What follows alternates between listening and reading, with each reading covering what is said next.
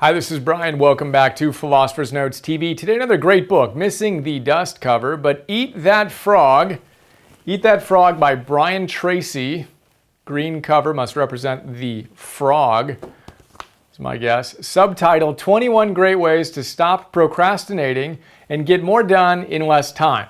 If you haven't studied much Brian Tracy yet, you're in for a treat with this book. His books are packed with wisdom, great journal exercises, and questions to help you get more clarity on your big visions and dreams and practical ideas on how you can implement them. I joke in the note that the introduction to this book had enough big ideas for me to write this entire 6-page philosopher's note. I didn't do that, but I could have. He's just packed with quotable goodness. Let's take a look at 5 of my favorite ideas. We'll start with frogs. Eat a frog? What are you talking about, Brian? Tracy? Yeah, we want to eat a frog. So there's a story that if you need to eat a frog first thing in the morning, that's kind of a good thing because that's the worst thing you're likely to do all day long, and the rest of the day is going to be pretty easy. So the idea is identify the most important thing you can do in a given day and do that first. And the rest of your day is easy. Eat that frog. So the question for you is, what's the most important thing you can do today, if it's the end of the day, that you can do tomorrow? And you want to start your day with that question every day. What's the number one thing that if you did it, completed it, would have the most positive impact in your life, will create the most value in your life? What is that? Brian says, get in the habit, build the discipline. You're not going to be perfect at it in the beginning, but get in the habit of eating that frog first thing every morning, and you will create incredible momentum in your life. And anything other than that thing is a distraction. We've talked about that before. Rory Vaden, Procrastinate on Purpose. He says throughout the day, ask yourself, what's the number one most significant thing I can do right now? Do that. Anything else is a distraction. Right now, what's the number one most important thing you could be doing right now or when you finish this video? Do that. Anything else is a distraction. It's a huge idea. Eat that frog over and over and over again. So there you go. Frogs. Yummy.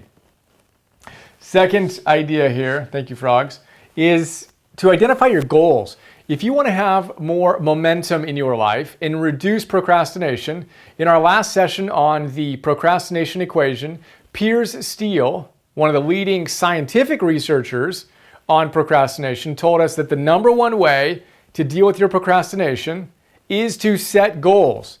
We had that equation, right? Expectancy times value over impulsiveness times delay. You got to get your expectancy up. You need to have a clear sense of a goal that you're excited about. And Brian's really good at helping us identify what goals matter to us. And then he has one of his great journal questions. This one helps us identify the number one goal that's most important to us. But it goes like this. Imagine, take out a blank sheet of paper, right? Number it 1, 2, all the way to 10. And I've done so many journal exercises based on Brian's stuff. Just awesome. But I want you to think about your top 10 goals of what you want to achieve in the next year. So say the next 12 or 16 months. When I did this exercise, it's now recording this in August 2015. So I was thinking about what I wanted to achieve by the end of 2016. What do I want to achieve? What 10 things? 1, 2, 3, 4, 5, 6, 7, 8, 9, 10. What are they? Think about it. Take the time. Press pause right now if you want to and actually do that exercise or do it afterwards, but do it. Prime your brain to think about what are the 10 things that I'd like to get done by the end of next year. It's a huge way to build your motivation and to reduce procrastination. So when you get that list of the top 10 things that you want to achieve that would fire you up, identify the number one goal. What's the number one goal that if you achieved that goal would have the most positive impact in your life? What is it? Over the next year, if you did one thing, if you achieved one thing, what would it be? For me, it's a certain number of notes. And the specific number is getting to 500 notes. I have 285 or something like that done now. So setting the goal of 500 notes by the end of 2016. Today, end of 2016. If I get to that point, that's amazing. That drives a ton of things for me. I continue to create these videos. I do the micro classes. I do a bunch of stuff. I march toward my goal of getting to 1,000 Philosopher's Notes in the next 5.5 years. It's exciting for me, really fires me up. And it also gets me really clear on what my next frog is. I know what I need to do. I need to read, I need to create PDFs, I need to create my MP3s, these episodes in the micro classes, repeat, do it again. My clarity comes because I know what my number one goal is. So the question for you is, what's your number one goal? What's the thing that's going to drive the most value in your life? Know what that is, and that's going to help you identify what frogs support you in the process of getting there. Third big idea, 80-20 principle, is tied to what we just did. But let's just look at this list again. Let's say that you, at the beginning of the day, you write down 10 things that you could do, right? 10 different things you can do. The 80-20 principle, for those of you who aren't familiar with it, and those of you who are, a little recap. 80-20 principle, Vilfredo Pareto. It's also called the Pareto principle. 1895, Vilfredo discovered that 20% of the individuals in his, I think it was either in Italy or in England when he did this research, owned 80% of the land. And he did the math and he saw that this accounted for a ton of different distributions. 20% of his pea pods accounted for 80% of the yield. 20% of what you do in a given day accounts for 80% of the value created in your life. The 80-20 principle would hold. There's other crazy things like you walk on 20% of your carpet 80% of the time. 20% of criminals commit 80% of crime. 20% of beer drinkers drink 80% of beer. There's a ton of funny, whatever, little connections to 80-20 principle. But if you did this list with your goals, you wrote down 10 of them, 2 of them would probably account for 80% of possible benefits. And same with tasks. If you wrote down 10 things you could do today, 2 of them would probably account for 80% of your benefit. In the note, I talk about the fact that you can drill down on that and identify your number one thing, which is what we talked about in The One Thing by Gary Keller. He talked about the exact same thing, Pareto principle. He said you need to go extreme. You need to know your 80-20 principle, that you keep on doing it and you get to the number one thing that you need to do right now. Guess what that is? That's your frog. We want to continue to whittle away at the trivial many, Vilfredo Pareto said, to find the significant few, and then to find the most important one thing that needs to get done. That's our third big idea. The fourth one is oil barrels. So Brian tells a story about once he was traveling across the Sahara Desert. Here he is. And he says there was 500 miles of desert in front of him. All looked exactly the same. He said it was like a yellow, flat, huge parking lot with nothing. Not a blade of grass, not even a fly. No food, no water, nothing for 500 miles. And he crossed this, right? He said, well, how'd they do it? This was in Algeria. He said what they did was the French created these oil barrels, 50 gallon or something like that, oil barrels, black oil barrels, here, and then every 5 kilometers, they'd put these huge barrels. And so what would happen is you can go on this desolate land and you'd walk, and at any given point, you'd be able to see 2 barrels. The one that you came from and this one, 5 kilometers away, which happened to be basically horizon to a horizon. So once you got to this barrel, you'd then see another barrel way over here, right? And you'd keep on doing that 500 miles at a time. And all he had to do was get to the next barrel. Get to the next barrel. This is what we talk about all the time with dominoes. In the last episode, we talked about it as island hopping. The Polynesian explorers colonized all the different islands in the Pacific by doing the exact same thing. They were on an island. They didn't have oil barrels, but there they are on an island. And they saw another island way out here. They got to that one, then they saw another island. What we want to do is break our huge goals down into little increments. And then we want to hit it. Then we got to know that the next goal is going to open up. You can hit that. The next goal is going to open up. Incremental improvement is where it's at.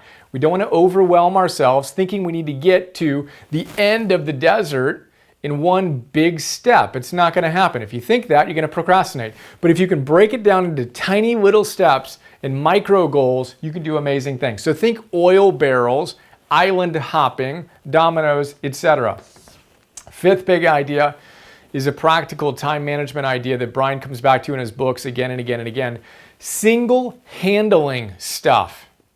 And we talked about this in the last episode on procrastination as well. Piers Steele tells us that we waste a ton of time distracting ourselves. If you remember in that episode, we talked about impulsiveness, that impulsiveness is the greatest threat to our productivity, being distracted. And he said if you simply just take off your email notifications, you'd increase your productivity by 10%, which would boost your productivity in the course of a year. You'd basically add an additional month of productivity. That's crazy. 10% gain in productivity equals a month of more productive time over the course of a year. What? Crazy, right? So we want to single handle things. When you start something, finish it. You start something, you finish it. You start something, you finish it. You don't start something, check your email or your social feed, and then come back to it. That type of multitasking is a horrible waste of time. You're constantly getting your momentum back, figuring out where you left off, and it takes you way longer to do that than if you just single-handled it. Start, finish, start, finish. Get in the habit of finishing things. Nick Saban, the great football coach, collegiate football coach, that's his whole thing. Their process is they finish. They finish a tackle, they finish a workout regimen, they finish a practice, they finish a play in a game, they finish a game, they finish. And that leads to an extraordinary amount of success. So see if you have a habit of allowing yourself to be distracted and discipline yourself to single-handle things. Start, finish. And notice your productivity go way up. As you do that, have your oil barrels, have your little incremental goals mapped out so you're not stressing yourself out and you're getting excited and focused. 80-20 it. Know that a very small amount of your activities are leading to a huge amount of your results. Take the time to figure out what those things are and do them. Know what your number one goal is. This is a really cool exercise. I hope you do it. Top 10 goals for the next year. What are they? And what's your number one? Create a plan for that. Start executing it. And Brian says do something every day in pursuit of that goal. And you know that if you hit it, it's going to have a huge positive impact on the rest of your life. And that brings us back to the frogs, which is today. What's the number one most important thing you could do that would have the most positive benefit in your life? Do that before you do anything else. Don't hop online and distract yourself. Your day will be over and you won't have done that. And you're more likely to procrastinate. Discipline yourself before you get involved in everything else to do the most important thing. If that's all you did, you didn't change anything else in your life, but you did the number one most important thing day in and day out, you tell me what your life would look like in a matter of months, let alone in years, let alone in decades. It's an exciting opportunity. Hope you enjoyed this quick look at a fun book, and I look forward to sharing more soon. Have another awesome day. See ya. Hi, this is Brian. I hope you enjoyed that P&TV episode. A lot of people don't know all the stuff I do beyond these free videos I share on YouTube, so I thought I'd do a quick video to give you an overview of our membership program that you can get access to and get a ton of other stuff. So here's a quick look.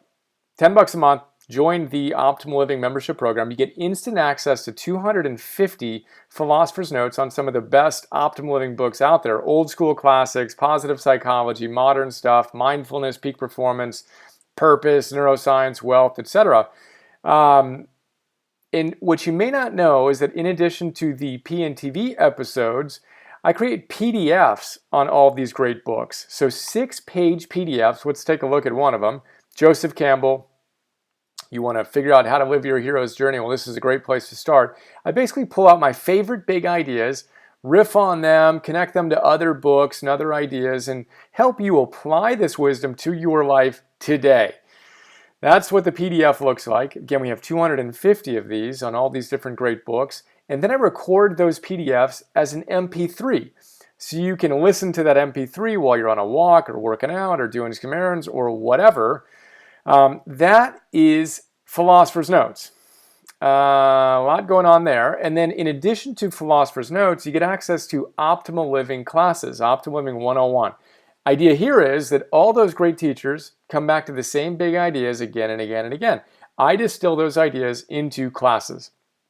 Super practical, fun, inspiring classes ranging from Habits 101, Confidence 101, Getting Stuff Done 101, Meditation 101. instant access to all those classes. And then future classes include Relationships 101, Energy 101, Purpose 101, Business, Goals, etc. Those are our full-length classes. And then I create micro classes, 2 to 3 to 5 minute little bursts of wisdom on my favorite great ideas from these great books across the domains that you want to optimize in your life. So we have dozens of these so far. I create 50 new micro classes every month and 10 new Philosopher's Notes every month for $10 a month. So we're blessed to have thousands of members who are enjoying the program and sharing some incredibly kind words with us. And super simple, $10 a month, cancel anytime. Would be honored to be a bigger part of your life. And I appreciate your support. And here's to optimizing and actualizing.